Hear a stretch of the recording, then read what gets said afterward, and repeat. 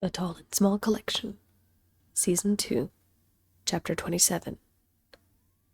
Worth the Wait. Aching, tired, ears ringing. It took a minute once he was awake for Soren to fully remember what happened yesterday. Images flashed before his eyes of the three borrowers whose faces were seared into his memory, the terrified expression on Ray's face as he reluctantly ran away with Maisie, and the warmth of Ashland's gentle touch bringing him back from the brink of death. Ashland. Soren felt himself smile involuntarily as the terrible recollection of the attack was replaced with Ashland's confession. Being woken up from the brink of death by the all-surrounding warmth of her hand and feeling the beat of her heart as he was pressed against her chest was enthralling. Her words played over and over. There was a small part of him that wondered if it was just a dream. He was in a strange stupor of being awake and asleep when it happened. No, it had to be real. He didn't imagine it. At the very least, he couldn't believe he imagined her kiss. Thoughtful, tender, soft, scared. This thought alone made his heart palpitate excitedly. Still, Ashland didn't know he heard her. She had probably felt a momentary swell of courage, thinking he was unconscious, letting her feel comfortable enough to confess her true feelings for him. Ultimately, this left the ball back in Soren's court. He needed to find the right time, if there was such a thing, to talk to her and admit he heard her. The topic was also a sensitive one. Soren had to admit he had the same thoughts and feelings as his human counterpart, but he had concerns as well. Again, he needed to admit he heard her. Would she be frustrated or angry that he heard her when he wasn't meant to? Would she be embarrassed and take back what she said? There had to be a reason she kept these feelings to herself, especially for so long. Soren wondered if she had the same doubts he did about being together, and whether these feelings were real or simply endearment for one another. They were different, yes. But could their feelings be strong enough? Soren believed the answer was yes. First, he had some things to take care of. By the time Soren forced his battered body upright, it was well past midday and approaching 2 in the afternoon. He tested his strength, muscles screaming in protest, by sliding down the fixed line from the bed to the ground and walking through the bedroom to the main living area where he heard sounds. Ashland had taken Maisie, Ray, and Dorian into the living room and put on a movie on her television. They apparently hadn't been there long since the movie just started. The three of them were cuddling on the coffee table in a mountain of blankets Ashland had set up for them. The boys' bandages had already been changed and tightened so they could maneuver easily, and a second breakfast for lunch spread was on the table with them. Everyone, including Ashland, was in the living room, and they were all beyond relieved to see Soren awake, but also surprised he was up and walking around so soon. No one blamed him, though. Soren wasn't the kind to lay in bed all day, even if he was feeling poorly. Soren, seeing Ashland approach, felt his heart jump into his throat and felt a pleasant, tinkling shiver as he stepped onto Ashland's hand so she could set him on the coffee table with the rest of them. "Ah!" Maisie cooed as she stumbled over the blankets into Soren's arms. He crouched and pulled her into his chest warmly. He hid a wince as his daughter's arms squeezed as hard as they could, even though it wasn't very strong, as her embrace pressed directly into a deep bruise he received from yesterday's attack. "Soren, you're up!" Ray cheered, raising his arm, which was braced with a soft cast into the air. "How are you feeling?"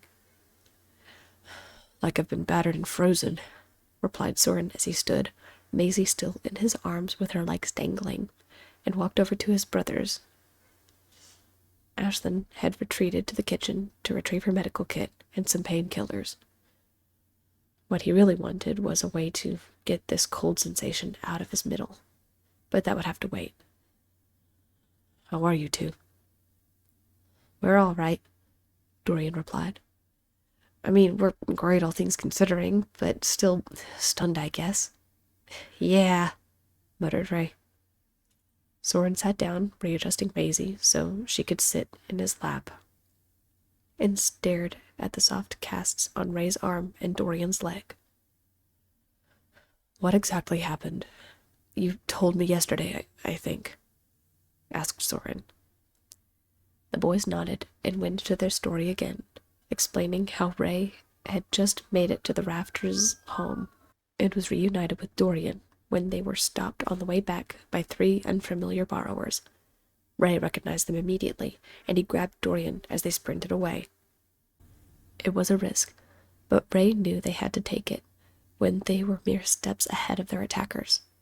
Without knowing if his device would hold them both, the borrower boys took the chance of a lifetime and leapt off of the edge.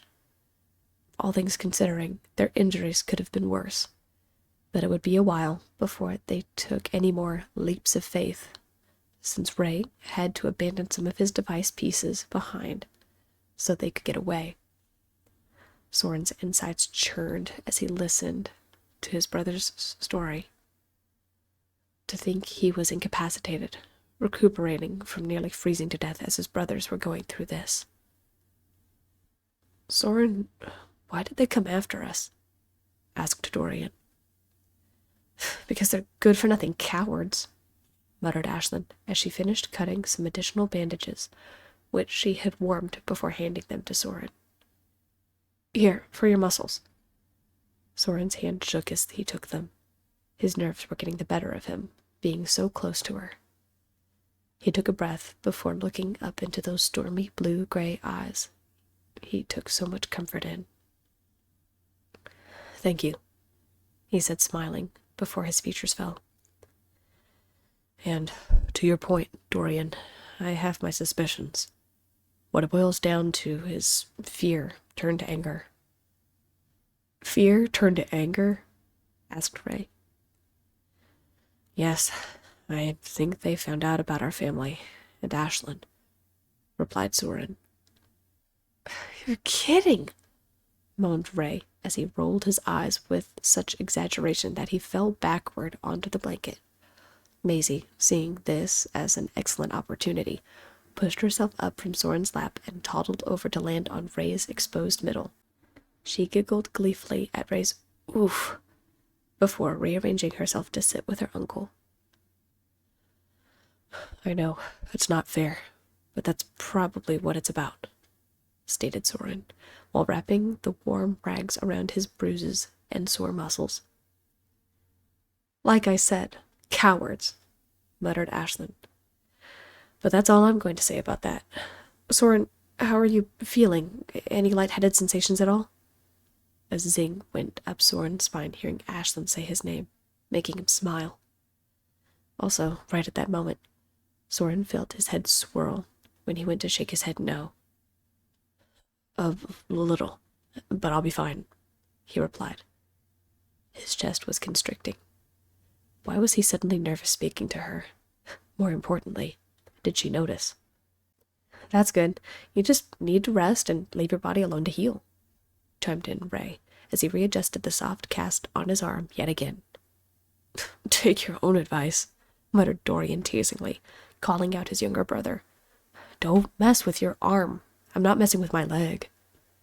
"It itches, and I can't write or work on my gadgets with it all banged up. I'm just trying to readjust it so I can be useful," retorted Ray. "We'll figure something out," encouraged Ashlyn. She retreated to the kitchen and came back a minute later with thimbles of warm tea with honey beside them. Maybe this would get rid of that cold feeling Soren felt in his core. "Anyway, do you need anything?" "Not at the moment. At least, not here," muttered Soren, as he took several long drinks of tea before he pushed himself up onto his feet. He gave Maisie a quick kiss on the head and ruffled Ray's hair before heading for the edge of the coffee table. "I'll be back." Soren was almost there when Ashlyn's hand came into view, stopping him. "And where do you think you're going?" she asked expectantly. Soren, heart pounding, couldn't bring himself to look at Ashlyn in that moment. He needed time to think, and there were things he needed to address. "I have some things to take care of," stated Soren. The boys instantly looked alarmed at Soren's statement, and Ashlyn's hand inched closer to him until her index finger rested gently on the top of his shoe. It wasn't forceful, but it did keep Soren from walking forward. He could have walked around, or tried to get loose, but he stood there instead. "The things you have to take care of should be yourself," said Ashlyn. "Does this have anything to do with what happened yesterday with those other borrowers? Because there is no way I'm letting you go, at least not on your own." "No, it's not that," said Soren. Why couldn't he turn to face her? Why was his heart pounding like this? He wasn't even talking about what she said to him last night. "I need to let the Rafters know what happened. If those three are in some kind of cahoots with the Rafters, or if they think the Rafters know, it could ruin them. I'm not having that happen on my watch. At the very least, they need to be warned." There were other things Soren needed to take care of, but he wasn't going to say anything about that now. He felt Ashlyn's eyes narrow skeptically at him, and, in an effort to ease her mind, Soren summoned his courage and looked up determinedly at Ashlyn, following the look with a smile. "I promise I'll be back soon. I'm just going to go there and come right back," stated Soren.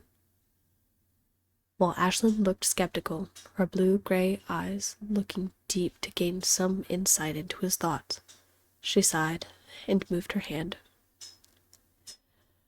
"Then I'm giving you the same contingency as I gave Ray yesterday. If you're not back in 30 minutes, I'm coming after you," she said firmly. Soren chuckled and shook his head. "I need at least an hour." "An hour? Out of the question," said Ashlyn. Soren thought she was serious when he saw her lips pull into a smile. "Unacceptable? Well, that's what you're going to get," teased Soren right back. He looked at Ashlyn and saw she was obviously uneasy, and without giving it a second thought, stepped over to her hand and laid his hand on the tip of her finger. "I promise I'll be back as fast as possible, okay?" There it was, Ashlyn's smile. It tugged the corners of her lips into a very hesitant grin. "You'd better," she said softly. With that, Soren let Ashlyn carry him over to their place in the walls that was easy to access and set him on his way. Once alone, Soren's mind kicked into his well-honed survival mode.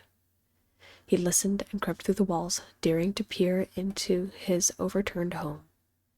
It wasn't the fact that many of their belongings were scattered about, or that the things they constructed had been partially deconstructed. It was the little things that were memories of their home and life before this apartment that were damaged or missing. There were little odds and ends like the bottle cap Ashlyn gave him when they first met that was missing. What felt like a real gut punch was the fact that Soren's father's hook was also missing. Rage boiled in his gut, but it didn't warm that untouchable spot in his chest and didn't help him get those things back. It would take time, but they would come back and fix this place they called home. Soren collected a few other odds and ends, including a spare hook and some lines for safety measures, and headed out along the beams and through the wires to the main hub by the elevator shaft. The day hub was eerily quiet. Was it the time of day? Or had word spread that Soren and his family were friends with a human, and everyone was frantically packing to migrate? If he were being honest with himself, Soren didn't care.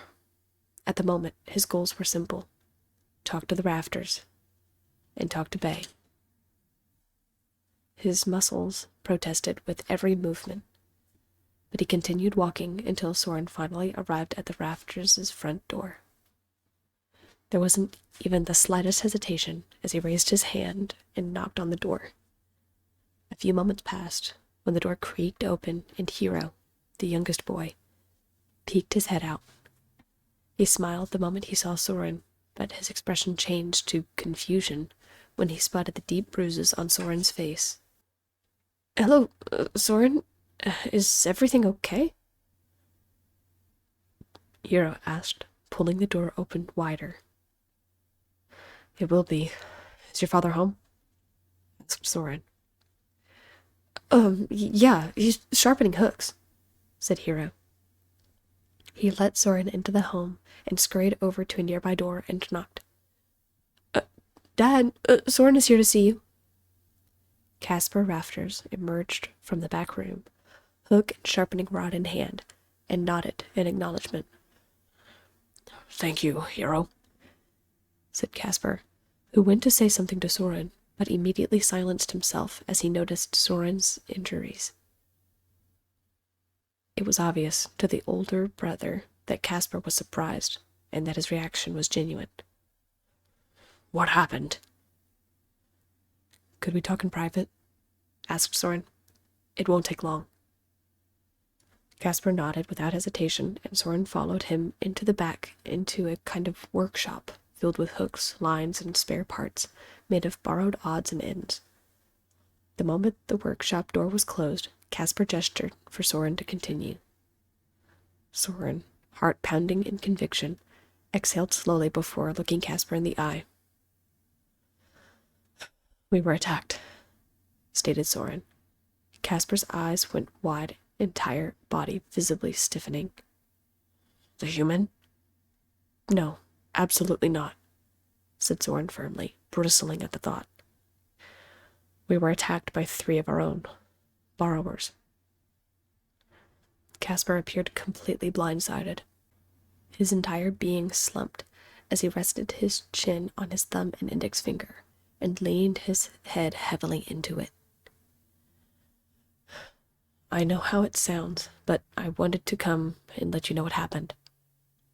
Soren explained that the 3 borrowers ambushed him and went after Dorian, Ray, and even Maisie. Soren also explained that he was shoved into the freezer to be left for dead, and that it was Ashlyn who had come in the nick of time to save his life. When asked what their motive was, Soren had his answer already. "They found out we were friends with Ashlyn, and they let their fear get the better of them. I don't know what would have happened if she didn't come back in time, and I don't know who they are," said Soren. He took a shaky breath before continuing. "One thing I do know is I have to look after my family." Caspar's expression shifted from concerned to quizzical, so Soren continued. "I'm thinking we're going to be staying with Ashlyn more and pulling back from the community, and unless someone asks us, I don't think we'll be volunteering our aid, since that's what got us targeted in the first place. So, if you need something, you'll know where to find us," said Soren. "Soren, you don't have to remove yourself from the community. Oh, we can..." "Caspar, with all due respect, I think it would be a good solution for the time being. At the very least, we need to find out who these borrowers are before moving back into our home," said Soren. "Just thank you for all you've done for us. Really, you've been wonderful, and our doors are always open if you need help or want to stop by." Caspar nodded and sighed. "You're a good man. I respect what you're willing to do for your family, and you're very brave for going to whatever lengths to keep them safe," he stated. "Same policy to you. If you need anything, our doors are always open." "Really? I have to say I'm a little surprised, especially with Ashlyn," said Soren. Caspar, tense, exhaled and nodded, I've got to say the same, but when we saw you and your family interact with Ashlyn, and so I can't understand it, I can respect it. With that, the two stood and shook hands. Soren slipped out of the rafters of his home, smiling at Hero before leaving, and headed out to tackle the next big thing on his list today. It took a little bit of time, but wandering through the halls and rafters eventually led Soren to a slightly ajar piece of trim and a female figure hoisting herself up into the ceiling. Sure enough, it was Bay. She looked like she had just come back from a borrowing trip. Soren smiled to himself, but also felt a pang. Bay was a good person, and there was no doubt they would be a good match for one another, just like Lucy had been. Soren loved Lucy with all his heart, as he loved Ray and Dorian and Maisie. Still, what he felt for Bay wasn't the same as what he knew he felt for Ashlyn. That silent debate crept into his mind again. Was he making the right decision? Would what he felt be enough? How would Bay take it? Bay, he called out.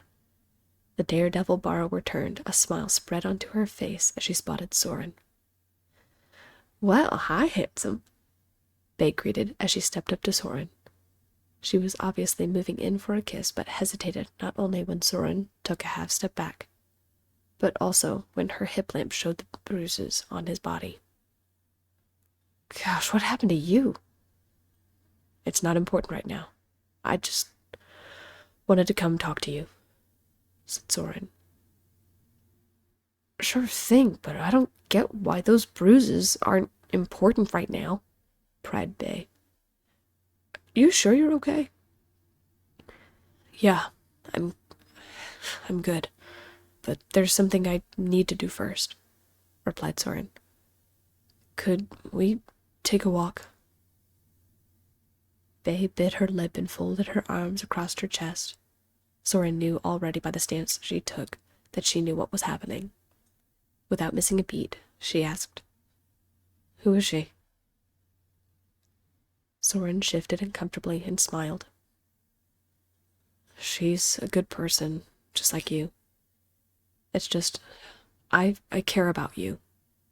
But what I feel for her's different, said Soren quietly. I wish things were different. Same, she smiled. Really, though, we could have something going. Don't go changing your mind now. Bay gave a sassy wink, and as she walked past Soren, gave him a little love tap on his backside. Soren wasn't sure how long he stood there. He wasn't even sure how he made it back to his home. All he knew was he was way past when he was supposed to be back, but he had some idea of how to make it up to her. Ashlyn's leg bounced nervously. Soren had been gone for nearly 3 hours. 3. She was going to kill him. At the very least, she was going to verbally annihilate him. If it weren't for Maisie wanting to play and Ray needing assistance making his new hook launcher 2.0 and Dorian working on some song lyrics, Ashlyn would be busting down walls. She also knew that she needed to keep the boys and Maisie safe. There would be nothing worse than if she went to go look for Soren and those 3 borrowers came back to finish what they started. Still, it was nerve-wracking. Soren was still injured. He could take care of himself, yes, but even he wouldn't take this long to just run a quick errand, right? Her mind started spiraling when she heard Ray's voice, which snapped her out of her inner monologue. What was that?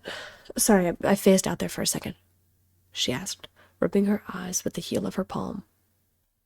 I asked if you were worried about him, said Ray, as he, for the 100th time, began messing with the bandage on his arm. It was completely involuntary, but Ashlyn reached up and set her hand beside the teenage borrower and scooted her finger against his leg. Yeah, I am. He was acting a little off when he woke up. At least I think he was acting a little off. I'm sure he's fine, but I'm worried too," interrupted Ray. Ashlyn stared at Ray, catching his pale blue eyes as he looked up at her and flashed a brief smile. "I don't think I've been this worried or scared in a long time, but Soren is strong, just like you're strong, and, well, I don't know about Dorian." "I know you're not talking about me," muttered Dorian passively as he chewed on the end of the plastic pencil tip Ashlyn gave him as he wrote down a few more lyrics. "Just a tease," grinned Ray, before looking back up at Ashlyn. "Soren will be back. It's okay, Ashlyn. He always comes back." "Always comes back from what?" Ashlyn's entire body relaxed from the tension she felt when she heard Soren's voice come up from the side of the coffee table. It took every impulse in her body not to pick him up and hold him close out of sheer relief. Instead, she set her hand on the ground and let him climb on before setting him down on the coffee table with the others. "Soren, welcome back," called Ray. "Your ears must have been burning. We were just... we were talking about you always coming back," said Ashlyn.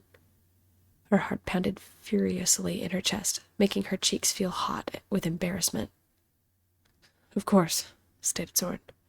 "I'll always come back." "Speaking of which," prompted Ashlyn, "where have you been? These rascals have been running me ragged." "Aha, yeah, right. Maisie fell asleep during the last movie, and we've been working quietly," said Dorian. "Good to know you spent your time wisely," grinned Soren as he stepped over and ruffled Dorian's hair, making him cringe and playfully slap his brother on the leg. Soren turned back and looked up at Ashlyn. "I'm sorry I'm late. I had a lot on my mind." "Oh? Things not go well with your errands?" asked Ashlyn. "Things went well, but..." Soren hesitated, glancing at his brothers before looking back up at Ashlyn. Could we talk in private?" Ashlyn felt her insides clench. Talk? In private? What did that mean? Sure, if you think it's important, we can go to the back bedroom and..." "Actually, can we go to the roof?" asked Soren. "The roof? Soren, that's a public spot, are you sure?" asked Ashlyn. Even Ray and Dorian glanced over at Soren. "Yes, I'm afraid there might be prying ears here." "We won't listen in," interjected Ray, at which Soren grinned. "Right, I'll take your word for it. Actually, I'm more worried about the other residents here in the building, if I'm being honest." "Please?" There was something in the way Soren spoke that didn't seem quite like him. It made Ashlyn uneasy.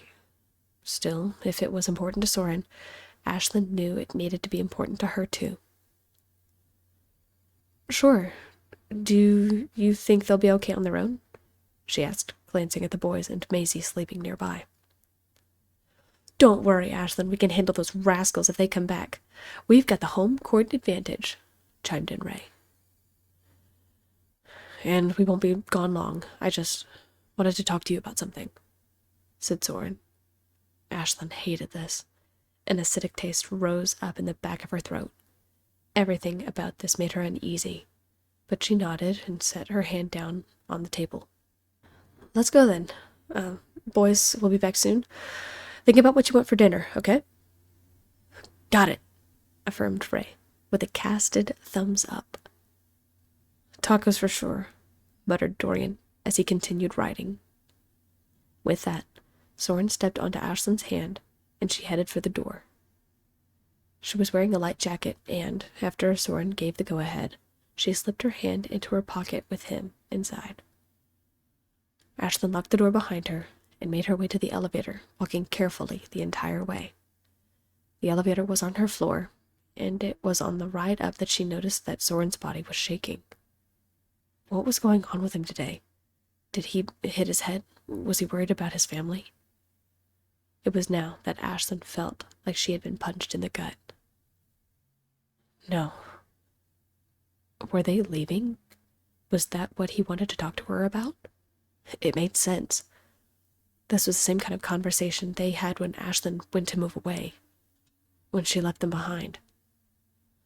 Was that happening now? Were they going to a different place in the building to distance themselves from her, so they weren't attacked again? The elevator doors opening made her jump, and she briskly walked out onto the roof and into the small greenhouse. The sun was setting, and refracted gorgeous beams of gold across the sky from the nearby buildings. Heart starting to pound nervously and body trembling, Ashlyn checked the inside of the small greenhouse before pulling her hand out of her pocket, Soren crouching on her palm. Seeing him and anticipating the heaviness of the conversation made her chest tight, throat constricting with each breath. All she could think was the same thing over and over.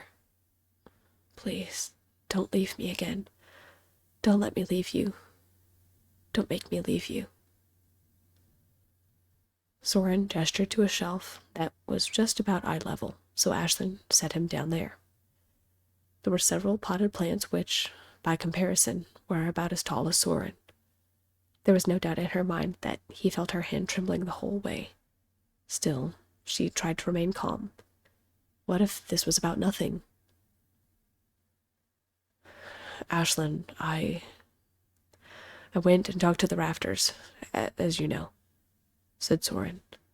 He sounded just as tense as Ashlyn felt. Rafters, they're the main family, right? She asked, hating the tremor in her voice. Soren nodded. Now she knew this had to be about the family relocating. They were surprised at what happened, but Casper agreed with my decision, said Soren. Ashlyn could see it in his face. There was something going on in his mind that she would have no sway over. He had made up his mind about something, and she knew she wasn't going to like it. Decision? Soren, I thought you were just going to talk to them and let them know what happened, said Ashlyn, mind scrambling, thinking of something to say. Soren nodded stiffly. His palms felt sweaty. Every part of him vibrated with energy. He remembered a sensation like this once before, like when he first met Ashlyn. However, this was 1,000 times amplified. I did just go and talk to them, but I decided something too, said Soren. Ashlyn bit her lower lip. She had to stop him. She had to say something, anything. Soren, wait, before you do anything reckless, maybe you all should just take some time. Get better. Don't make any decisions rashly or I heard you, said Soren suddenly. He couldn't face her. His emotions were running wild, and the only way he was going to say anything was if he turned away. Soren swiftly turned his back. He was shaking like an autumn leaf in a windstorm. Ashlyn, confused, instinctually cocked her head to the side. She felt momentarily blindsided. Heard me? What are you... Ashlyn, like a punch in the gut, suddenly realized what Soren was hinting at. The color drained from her face. Time stood still. Every part of her felt adrift, lost at sea. You mean the other night? She asked. Soren, with his back still turned, nodded. He wasn't looking at her. He was shaking, too. So, this wasn't about them moving. This was worse. This was about her feelings, about her confession. He heard her? You heard me? Every word. You must have been dreaming, said Ashlyn, trying desperately to explain away the words. Soren simply shook his head. Ashlyn, I didn't dream your kiss. Ashlyn's hands covered her mouth, stormy blue-gray eyes wide as saucers. She took an involuntary step backward, emotions in a free fall. She was beyond mortified. Panicked, Ashlyn desperately tried to think of something, anything, to say to make it better. Soren, please, I can explain, said Ashlyn. It was the way Soren held himself that told her he would see through any fib or alternative thing to say. His back was still toward her. Even from this distance, she could see him shaking harder, his arms wrapped around his torso. Tears welled up in Ashlyn's eyes. So, they were leaving. It was because of what she said. No, please no. Then it hit her. If this was really going to be goodbye, she needed to come out with it. Everything. There was no way around it. She took a breath. Fine. I'll come clean. You want the truth? Here it is, said Ashlyn. She was barely holding it together as her throat continued to constrain. Every ounce of her grappled with the emotions welling up in her heart. Her heart could not have been pounding harder or faster than in this very moment. I missed you when we were apart. Maybe more than I should have. I don't know when or how. I don't even know if it makes any sense, but I'm in love with you. Ashlyn watched as Soren kept his back to her, arms still wrapped around his torso, still shaking. What was going on in his head? Was this happening? Like a Jenga tower, everything felt like it was balanced one moment and collapsing the next. I didn't want to say anything because I was afraid, okay? Yeah, I get scared too. I was scared of messing up our friendship because I wanted something more. I know you, and didn't want it to seem weird or like I was trying to intrude into your life. It's just, I've never felt more at home than when I was with you. And Dorian and Ray and Maisie. You're my guy. You saved me and helped me be a better person, better than I deserve. You're funny and caring and bold. You helped me be a part of a family, and I didn't want to ruin it by being selfish, stammered Ashlyn. Every word spilled out after the next. She bit the inside of her cheek, now shaking and fighting back tears. Soren, please, don't leave. I swear, I'll never do anything to hurt you or the family. I just want us to stay together. I never said anything before because I was terrified you wouldn't feel the same because we're so different. But are we really? Soren's arms lifted to cover his face. He was shaking his head. No, she was losing him. Ashlyn stepped up to the shelf and carefully placed her fingertips on the edge of the shelf by him. Soren, please. I don't know what else to say. I'd never force you into anything you didn't want. I know what I feel, and that's all. I know I love you. Please, say something. Ashlyn waited several seconds in pure silence as tears streamed down her cheeks. Wincing at the pain in her heart, she lowered her forehead and pressed it against the shelf Soren was standing on. That's when she heard it. A chuckle. A laugh. Then, it's about time. Ashlyn looked up just in time to see Soren turn, a smile on his face and his hazel eyes glossy with tears of his own. He stepped up to her before she could pull away in surprise, and, without hesitation, he kissed her on the forehead. Ashlyn, stunned at Soren's sudden advance, felt her entire body convulse. Her heart felt like it was about to explode with joy. Her right hand came up and pressed against his back, pulling him closer. Impulsively, she pulled away and pressed her lips against his torso, kissing him back. All this time later, it was worth the wait.